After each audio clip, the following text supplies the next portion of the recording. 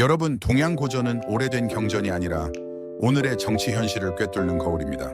권력자는 순간의 유혹에 빠질 수 있으나 고전은 늘 경고합니다. 정통성을 잃은 권력은 오래가지 못하며 억지로 쥔 권력은 스스로의 무게에 짓눌린다. 오늘 우리는 이재명의 불안한 행보를 통해 고전의 경고를 다시금 떠올려야 합니다. 끝까지 시청해 주시고 더 깊은 성찰을 함께하기 위해 구독과 알림 설정 꼭 부탁드립니다. 이재명은 정권의 정통성에 대한 근본적인 불안을 안고 있습니다. 스스로도 3대 조작이라는 비판에서 자유롭지 못하다는 사실을 압니다. 미국 방문 시에 왜 그가 격이 낮은 외교적 대우를 받았는지 그 스스로도 잘 알고 있습니다. 왜냐하면 부정선거를 보도한 언론사의 광고를 압박했기 때문에 모를 리가 없죠. 이재명은 2025년 8월 25일 미국 방문 당시 트럼프가 한국 특검이 교회와 오산, 미군 기지를 급습하는 것은 미친 잭 스미스 같은 짓이라고 공개적으로 비판했습니다. 뿐만 아니라 측근 원로가 앞으로 2주간 지켜보겠다고 말한 것은 이재명에게 직접적인 시간, 제한형 압박으로 작용했을 것입니다. 그 결과 이재명은 귀국 후 그동안 무시하던 인권위 권고를 갑자기 받아들이고 전임 인사에 대한 구속영장을 기각하는 등등의 행동은 예상 밖의 유화적 제스처로 해석할 수도 있습니다. 이것은 자발적 변화라기보다는 국제적 압박과 정통성, 결핍에 대한 불안이 결합되어 나온 심리적 반응이라고 추론할 수 있습니다. 그는 마치 압박을 당장은 피해야 한다는 방어 심리에 따라 행동한 것이고 이것이 바로 외부 요인이 그의 심리적 불안을 증폭시킨 결과라 할 수 있습니다. 정리하자면 이재명의 발언과 행동은 모두 정통성 불안, 과잉 통제 외부 압박에 따른 방어적 유화 조치라는 심리적 흐름 속에서 이해할 수 있습니다. 트럼프 측근의 2주간 지켜본다는 발언은 그에게 시간이 촉박하다는 극도의 압박감을 주었을 가능성이 큽니다. 이리 온천년 전에 고대 동양의 현자들은 경고했습니다. 덕불배위대 부패와에는 덕이 지위에 걸맞지 않는다는 뜻으로 덕이 부족한 사람이 높은 지위에 오르면 반드시 재앙이 따른다는 고사성어입니다.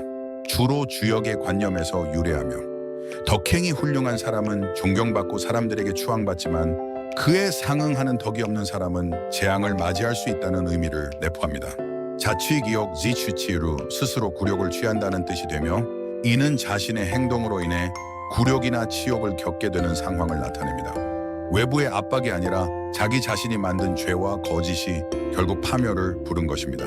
부정선거를 보도한 언론을 압박하고 선관위는 부정선거를 감시한 시민단체와 개인을 선거 방해 혐의로 무차별적으로 경찰에 고소고발을 하여 그 스스로가 국민의 신뢰를 버림으로써 스스로가 자기 파멸의 씨앗을 뿌린 것이다. 2025년 8월 25일 이재명이 미국 방문 시에 한국은 미국 정부나 트럼프 대통령이 지정한 프로젝트에 3,500억 달러 규모의 투자를 약속했습니다.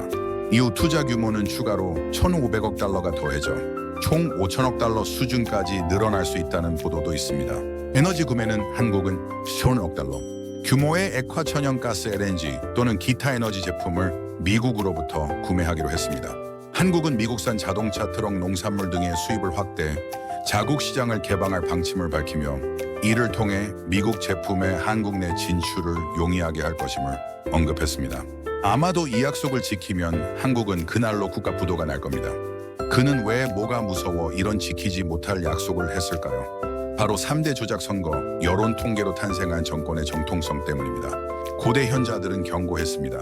당랑포선 황작제후 당랑부찬 황최자의 눈앞의 이익에 집착하여 더 크고 위험한 상황을 인지하지 못하는 상태를 의미합니다.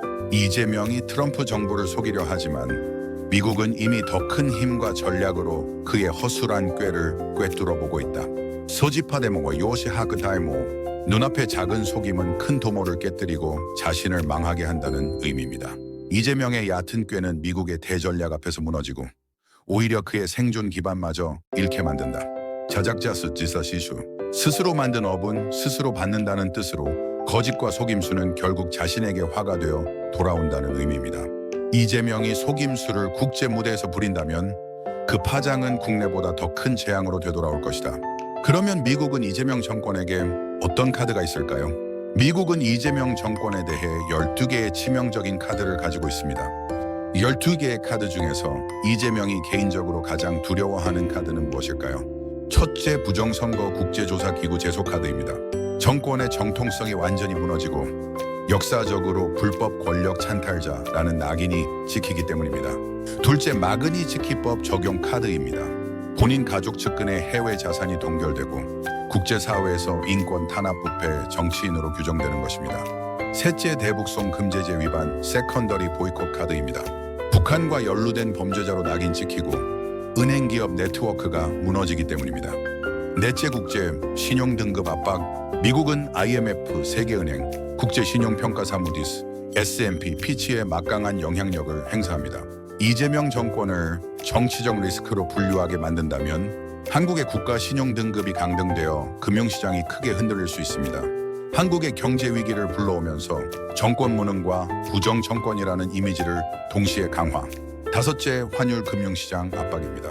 미국 재무부가 한국을 환율 조작국으로 지정하거나 한국 금융기관의 달러 결제망 스위프트, 뉴욕 연계망에 제한을 가하면 한국의 금융무역 시스템은 즉각 마비될 수 있습니다. 금융무역 시스템이 흔들리면 국민 불만이 폭발하고 정치적 생존 불가능. 여섯째, 인권민주주의 네트워크 활용 카드입니다. 비의회 NGO 국무부가 한국 내 민주주의 후퇴를 공식 보고서로 규정한다면 EU, 캐나다, 일본, 호주 같은 민주주의 연합이 동시에 제재에 들어갈 수 있습니다. 미국, EU, 일본 등 민주주의 진영이 동시에 제재에 나서면 국제적으로 완전히 고립이 됩니다.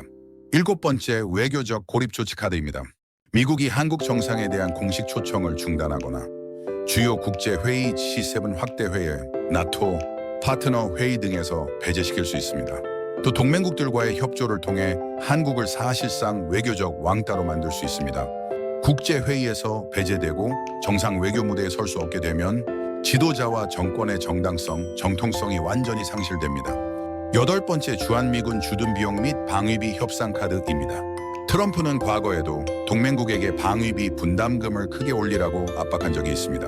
이번에도 한국이 불량 정권이라면 더 이상 미국이 지켜줄 이유가 없다는 논리를 내세워 주둔 비폭탄을 던지거나 철군 시그널을 줄 수 있습니다. 이는 한국 안보 자체를 흔드는 강력한 카드입니다. 불량 정권이라 미국이 지켜줄 이유 없다는 메시지는 국내 안보 불안을 키우는 카드입니다. 아홉 번째, 군사정보 협력 축소 카드입니다. 한미연합훈련 축소, 해구산 제공 축소, 정보 공유 중단 같은 조치는 한국의 안보 불안감을 극도로 키울 수 있습니다. 안보 공백으로 국민적 불신이 커지고 정치적 타격 심화됩니다. 열 번째, 기술 특허 수출 규제 카드입니다. 반도체 장비, 첨단 AI 칩, 방위산업 관련 기술 이전을 전면 중단하거나 한국 기업의 미국 내 특허 분쟁을 의도적으로 확대시켜 타격을 줄 수 있습니다. 한국 기업과 산업에 타격을 주지만 이재명 개인에게 직접적 공포는 덜함. 11번째, 철강, 반도체, 자동차, 농산물, 소고, 미 등 관세 폭탄 카드입니다. 미 의회 NGO 국무부가 한국 내 민주주의 후퇴를 공식 보고서로 규정한다면 EU, 캐나다, 일본, 호주 같은 민주주의 연합이 동시에 제재에 들어갈 수 있습니다. 경제적 압박은 크지만 이를 정권 차원의 반미 프레임으로 돌릴 여지가 있어 개인적 두려움은 상대적으로 적을 수도 있습니다. 12번째, 미국의 동맹국에게 한국과 거래 시에 관세를 올리겠다고 하여 국제적으로 고립시키는 카드입니다. 예시 트럼프가 중국산 태양광 패널을 사용하는 국가에게는 관세를 올리겠다고 하였습니다. 미국이 가지고 있는 카드 중에서 이재명이 가장 두려운 톱3는 무엇일까요? 첫째, 부정선거 국제조사기구 제소입니다. 가장 두려운 이유는 이재명의 정권 정당성 자체가 무너집니다. 부정선거로 탄생한 정권이라는 국제적 낙인이 찍히면 그는 대통령이 아니라 불법 권력 찬탈자로 기록됩니다. 이는 정치적, 역사적, 그리고 개인적 명예가 완전한 붕괴입니다.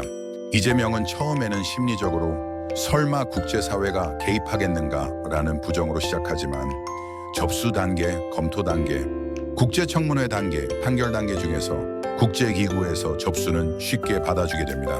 접수 단계만 들어가도 점차 불안과 불신으로 번지고 불안으로 불면을 겪게 됩니다. 청문회 전에 검토 단계만 들어가도 국제기구에서 한국 정부 소명을 요구하는 과정에서 외신에서 보도되어 현실화에 가까워지면 결국 내가 감옥에 갈 수도 있겠다는 공포로 귀결됩니다. 둘째는 마그니츠키법 적용입니다. 난 이 법이 둘째로 두려운 이유는 개인 자산 동결과 미국 입국 금지 조치를 포함합니다. 단순한 정치적 공격이 아니라 이재명 본인과 측근 세력의 해외 자산이 묶이고 아들 가족의 해외 진출도 막힙니다. 즉 권력뿐 아니라 개인 재산 가문 전체의 미래가 위협받습니다. 그는 먼저 미국이 직접 나를 겨냥하진 않겠지라는 합리화를 하지만 주변 인물들의 계좌 동결 비자 취소가 현실화되면 편집적 불안이 커집니다. 마지막에는 내 돈줄, 내 후계, 내 안전망이 다 무너진다는 절망으로 이어집니다. 세 번째는 대북 송금 제재 위반, 세컨더리 보이콧입니다. 대북 송금 문제는 반국가 행위 내란죄와 연결될 수 있습니다. 특히 세컨더리 보이콧은 이재명 개인뿐 아니라 관련 은행 기업 측근 네트워크 전체를 붕괴시킵니다. 이는 단순한 정치적 타격이 아니라 범죄자 낙인과 동시에 금전적 사회적 기반의 파괴를 의미합니다. 처음에는 내가 직접 북한에 돈을 보낸 건 아니다라는 책임 회피를 하지만 미국이 구체적 증거를 제시하면 패닉 상태로 빠지고 결국 이제는 한국 내부 권력으로도 막을 수 없다는 무력감에 사로잡힙니다. 미국이 가지고 있는 카드 중에서 선관원이가 가장 두려워하는 순서는 톱3는 무엇일까요? 첫째, 부정선거 국제조사 제소입니다. 선거의 적법성에 대한 1차 책임 주체라 국제제소에 직접 표적이 되기 쉽습니다. 민주주의 후퇴 규정이 붙으면 국제적 낙인과 동시다발적 압박이 오고 심각한 경우 개인 제재 자산 동결 입국 금지로 이어질 수 있습니다. 국내에서도 직무범죄 직권 남용 프레임이 형성되면 형사 민사 리스크가 누적됩니다. 둘째, 인권 민주주의 네트워크 활용. 미 의회 NGO 국무부가 한국 내 민주주의 후퇴를 공식 보고서로 규정한다면 EU, 캐나다, 일본, 호주 같은 민주주의 연합이 동시에 제재에 들어갈 수 있습니다. 미국, EU, 일본 등 민주주의 진영이 동시에 제재에 나서면 국제적으로 완전히 고립. 셋째, 마그니츠키법입니다. 이 법은 개인 자산 동결과 미국 입국 금지 조치를 포함합니다. 단순한 정치적 공격이 아니라 이재명 본인과 측근 세력의 해외 자산이 묶이고 아들 가족의 해외 진출도 막힙니다. 즉 권력뿐 아니라 개인 재산 가문 전체의 미래가 위협받습니다. 그는 먼저 미국이 직접 나를 겨냥하진 않겠지라는 합리화를 하지만 주변 인물들의 계좌 동결 비자 취소가 현실화되면 편집적 불안이 커집니다. 마지막에는 내 돈줄, 내 후계, 내 안전망이 다 무너진다는 절망으로 이어집니다.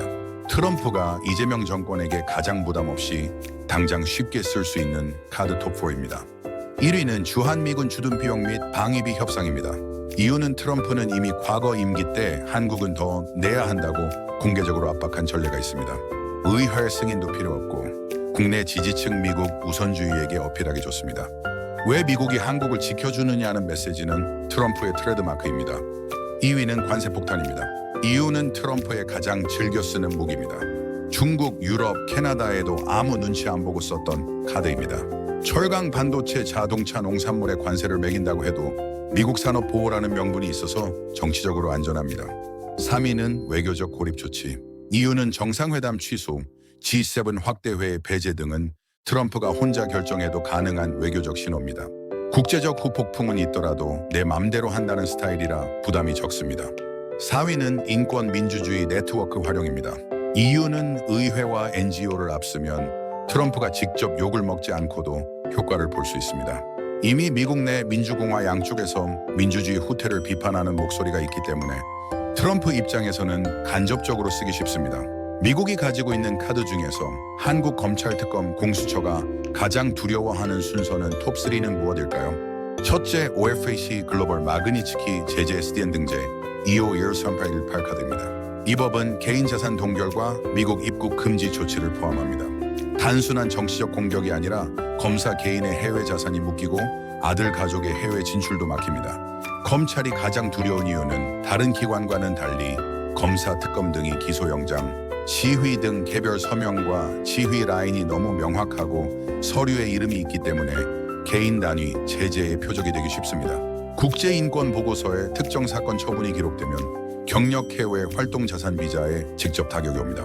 전조 현상으로 종교인, 일반 서민, 전직 대통령 인권 침해, 인권 유린 관련해서 해외 언론에서 기사를 취재하고 해외 은행의 자료 요구 증가, 혹시 우리 이름이? 라는 초기 불안이 시작되면 겁 잡을 수 없이 확산됩니다. 두 번째는 미 국무부 비자 제재 국가예산법 70 스팸 일시 등 카드입니다. 유의미한 부패 중대 인권 침해 관여로 판단되면 본인 및 직계가족의 미국 입국 불허가 공개 지정과 함께 단행될 수 있음 학업 연수 진료 학회 가족 방문에 직격탄 공개 지정은 사실상 국제적 망신과 동일한 효과가 있습니다. 전조 현상으로 공관이나 학계에서 입국 심사 강화된다더라는 풍문이 현실화되고 자녀 배우자 미래 계획 불안합니다. 세 번째 달러 결제 접근 차단 핀시엔 섹션 311 특별 대책 등으로 특정 금융창구기관 고립 카드입니다. 무엇이 두렵나? 미 재무부 핀 CEN이 주요 자금 세탁 우려 대상으로 특정 해외 금융기관 거래를 지목하면 미국 은행들은 코레스폰던트 계좌, 개설 유지 금지 등 조치를 취함, 개인 표적이 아니어도 연루된 통로가 막히면 해외 사법공조 경비 집행, 출장비, 정산, 자문료 지급 수령 등 달러 흐름이 광범위하게 경색, 조직 업무 자체가 둔화되고 개인 자금 이동도 경색됩니다. 전조 현상으로는 거래은행의 미달러 송금을 지연하고 추가 심사 통보받으면 우려가 현실로 나타납니다. 그렇다면 한국의 검찰 특검들도 마그니츠키법 적용 가능성을 알까요? 알고 있을 가능성이 높습니다. 최근 몇 년간 마그니츠키법은 러시아, 중국, 미얀마, 베네수엘라 등에서 고위 판검 정치인을 직접 제재한 사례가 있습니다. 한국 상황이 미국 유력 언론에서 숙청과 혁명이라는 단어로 반복 비판되는 걸 그들도 분명히 접하고 있습니다. 특히 국제 교류 경험이 있는 검사들은 미국 인권 NGO의 회국무부가 여론을 바탕으로 마그니츠키법을 발동한다는 것을 잘 압니다. 즉 우리 이름이 리스트에 오를 수도 있다는 막연하지만 실제적인 두려움을 공유하고 있을 가능성이 큽니다. 그동안 검찰 특검들이 마그니츠키법으로 처벌받은 심리적 사례입니다. 처음에는 부정 단계 디나이얼입니다. 설마 미국이 한국 검찰까지 직접 제재하겠어? 집단 내에서 서로 안심시키며 불안을 억누릅니다. 그러나 미국 언론 보도가 계속되면서 이 부정 심리는 점점 흔들립니다. 두 번째는 분열적 불안 (splitting anxiety) 단계입니다. 내부적으로는 정권을 끝까지 따라야 하나 아니면 선 긋기를 해야 하나 라는 갈등 심리가 발생합니다. 일부는 충성으로 버티지만 일부는 나만 희생양 되는 것 아닌가라는 공포로 움직입니다. 세 번째는 편집적 불안 (paranoid anxiety) 단계입니다. 내 서명한 영장, 기소장이 나중에 국제인권 침해, 문서로 남지 않을까? 미국에 있는 내 자녀 유학, 내 가족 계좌가 위험해지지 않을까? 사소한 국제 NGO 보고서도 확대 해석하여 공포를 느낍니다. 네 번째는 강박적 방어 (compulsive defense) 단계입니다. 불안감을 누르기 위해 더 강경한 기소, 더 무리한 압수수색을 반복합니다. 이는 오히려 국제사회의 정치 숙청 이미지를 강화하는 역효과를 낳습니다. 다섯 번째는 무력감과 체념 (helplessness) 단계입니다. 결국 일부는 우리는 국제 압박 앞에서 방패가 되어줄 세력이 없다는 무력감을 느낍니다. 이는 내부 균열, 사표 제출, 침묵으로 이어질 수 있습니다. 검찰 특검은 마그니츠키법 제재 가능성을 분명히 알고 있고 미국 언론 보도로 인해 그 두려움이 점점 현실화되고 있습니다. 그들의 심리 과정은 부정 갈등, 편집적 불안, 강박적 방어 무력감으로 흘러갈 가능성이 큽니다. 따라서 지금 그들은 국제적 압력과 개인적 생존 사이에서 극도의 불안정한 심리 상태에 있습니다.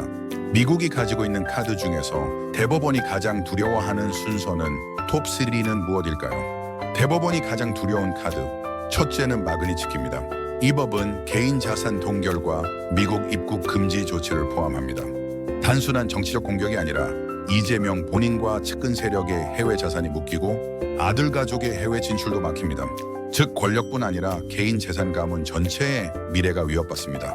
둘째는 인권 민주주의 네트워크 활용. 미국, EU, 일본 등 민주주의 진영이 동시에 제재에 나서면 국제적으로 완전히 고립됩니다. 셋째는 부정선거 국제조사기구 제소. 정권의 정통성이 완전히 무너지고 역사적으로 불법 권력 찬탈자라는 낙인이 찍히는 것. 최종심 판단이 국제 기준에 어긋났다고 비판될 경우 사법 신뢰의 정점에서 평판 리스크가 치명적입니다. 해외 연수 학술사법 교류가 잦아 국제 네트워크의 제도 개인 압력이 실제 불이익 초청 취소, 비자 제약으로 연결되기 쉽습니다. 다만 합의체 구조로 책임이 분산되는 완충은 있습니다. 미국이 가지고 있는 카드 중에서 고등법원이 가장 두려워하는 순서는 톱3는 무엇일까요? 대법원이 가장 두려운 카드는 첫째는 마그니츠키입니다. 이 법은 개인 자산 동결과 미국 입국 금지 조치를 포함합니다. 단순한 정치적 공격이 아니라 이재명 본인과 측근 세력의 해외 자산이 묶이고 아들 가족의 해외 진출도 막힙니다. 즉 권력뿐 아니라 개인 재산 가문 전체의 미래가 위협받습니다. 둘째는 인권 민주주의 네트워크 활용. 미 의회 NCO 국무부가 한국 내 민주주의 후퇴를 공식 보고서로 규정한다면 EU, 캐나다, 일본, 호주 같은 민주주의 연합이 동시에 제재에 들어갈 수 있습니다. 미국, EU, 일본 등 민주주의 진영이 동시에 제재에 나서면 국제적으로 완전히 고립. 셋째는 부정선거 국제조사기구 제소. 정권의 정통성이 완전히 무너지고 역사적으로 불법 권력 찬탈자라는 낙인이 찍히는 것. 항소시 명장 심리 등 판결 결정문이 구체적 인권 침해의 근거로 남을 수 있어 노출은 존재하나 대법원 대비 국제 주목도는 낮아 제재 가능성 강도가 한 단계 낮습니다. 그럼에도 특정 사건군이 해외 보고서에 인용되면 개인 평판과 경력에 타격이 큽니다. 미국이 가지고 있는 카드 중에서 경찰 고위직이 가장 두려워하는 순서는 톱3는 무엇일까요? 첫째는 마그니츠키입니다. 이 법은 개인자산 동결과 미국 입국 금지 조치를 포함합니다. 단순한 정치적 공격이 아니라 경찰 고위직의 담당에 해외 자산이 묶이고 아들 가족의 해외 진출도 막힙니다. 즉 권력뿐 아니라 개인 재산 가문 전체의 미래가 위협받습니다. 교회 압수수색, 서부지법 과잉 처벌, 개인 유튜버 고소고발, 부정선거 방해 고소고발 등과 관련하여 집회 수사 강제력 행사와 직결돼 현장 인권 이슈에 1차 책임을 지는 자리입니다. 해외 인권단체 보고서에 빈도 높은 대상이 될 수 있고 국제협력연수장 비포렌식 교육이 줄면 조직 운영 경력 경로가 막힙니다. 특정 지위 기록이 남아 개인 제재 표적화도 가능합니다. 둘째, 인권 민주주의 네트워크 활용 카드입니다. 미 의회 NGO 국무부가 한국 내 민주주의 후퇴를 공식 보고서로 규정한다면 EU, 캐나다, 일본, 호주 같은 민주주의 연합이 동시에 제재에 들어갈 수 있습니다. 미국, EU, 일본 등 민주주의 진영이 동시에 제재에 나서면 국제적으로 완전히 고립. 셋째, 외교적 고립 조치 카드입니다. 미국이 한국 정상에 대한 공식 초청을 중단하거나 주요 국제회의 G7 확대회에 나토, 파트너 회의 등에서 배제시킬 수 있습니다. 또 동맹국들과의 협조를 통해 한국을 사실상 외교적 왕따로 만들 수 있습니다. 국제회의에서 배제되고 정상 외교 무대에 설 수 없게 되면 지도자 정당성 상실.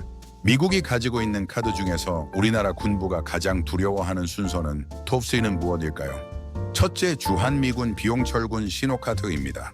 둘째, 군사정보 협력 축소 카드입니다. 셋째, 주한미군 주둔 비용 및 방위비 협상. 트럼프는 과거에도 동맹국에게 방위비 분담금을 크게 올리라고 압박한 적이 있습니다. 이번에도 한국이 불량 정권이라면 더 이상 미국이 지켜줄 이유가 없다는 논리를 내세워 주둔비 폭탄을 던지거나 철군 시그널을 줄 수 있습니다. 이는 한국 안보 자체를 흔드는 강력한 카드입니다. 불량 정권이라 미국이 지켜줄 이유 없다는 메시지는 국내 안보 불안을 키웁니다. 오늘 살펴본 것처럼 미국이 쥐고 있는 여러 카드들은 단순한 외교 압박을 넘어 개인과 가문, 조직과 국가의 운명을 뒤흔드는 강력한 수단들입니다. 권력의 오만과 불법, 그리고 민주주의를 훼손하는 행위는 결코 오래가지 못합니다. 역사는 늘 같은 교훈을 주고 있습니다. 첫째, 인광보, 인고, 잉바오 원인과 결과는 반드시 돌아옵니다. 지금의 불의는 훗날 반드시 그 대가로 되돌아올 것입니다. 둘째, 천망회회, 소이불루, 티엔왕후이, 고이슈 얼부로 하늘의 그물은 성그러도 절대 빠져나가지 못합니다. 권력의 힘으로 순간은 피할 수 있어도 결국 진실과 정의 앞에서는 숨을 수 없습니다.